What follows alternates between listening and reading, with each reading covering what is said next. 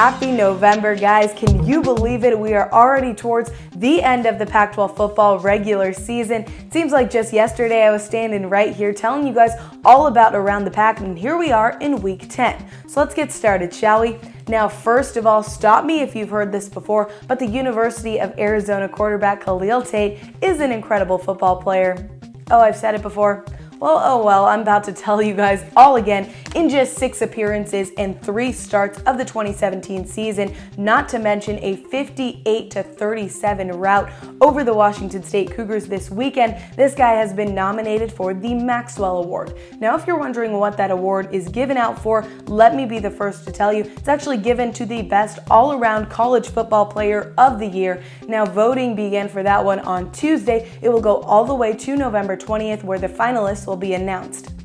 Other semi-finalists from the Pac-12 that are nominated for this one include Royce Freeman, Sam Darnold, and Bryce Love. But speaking of Love and speaking of his team, the Stanford Cardinal, they squeaked past Oregon State 15-14 this weekend. Let me tell you that Oregon State is regarded as one of the worst teams in the Pac-12, while Stanford, on the other hand, regarded as one of the best, especially in the North. Now, Bryce Love was on the sidelines for that one. Keller Chris had, by and large, his worst game of the season, and the Cardinal, they totaled just 222 yards of total offense. So if I had to give this team an overall grade for their performance, I would give them a D, and that is a generous grade because I would have given them an F had they not squeaked by a 1-point win.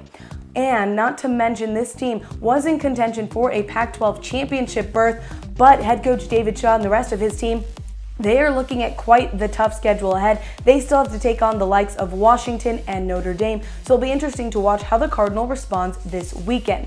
A team that did respond very well after a big loss was USC, who looked a lot more like the Trojan team that we had expected to see all season as they put on a show in Tempe, defeating the Sun Devils 48-17. Now, I predicted this game as my big game of the week last week, and I predicted that USC would win a narrow victory 21-17, so I got the Sun Devils score right, but I didn't give the Trojans enough credit because when this team is clicking, man, do they look good, and Sam Darnold, their quarterback, really looked like that Heisman hopeful that we had been hoping to see all year. He threw for 266 yards and 3 first-half TDs. That's the reason why I'm picking USC versus Arizona as my game of the week. Arizona will be traveling down south to take on the Trojans at their homecoming game in another Pac-12 After Dark edition. Kicks off at 7:45.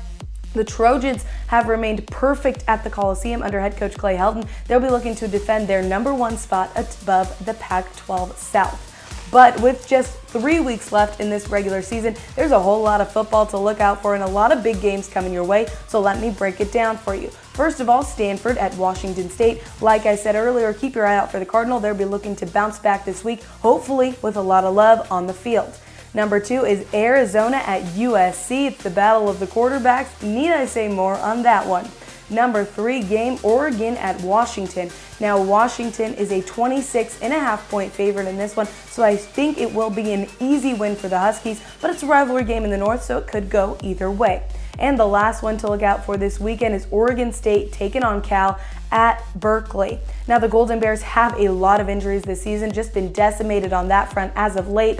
They'll need to bounce back in a big way if they have any hopes of going on to kind of a postseason this year under Justin Wilcox. So look out for the Bears. I think they're going to take it. Oregon State has not been looking good all year, and though they narrowly defeated Stanford, I think that was sort of a fluke. So look out for the Bears on that one. But that's all I got for you this week. Make sure you tune in next week as we narrow it down to the end of the regular season.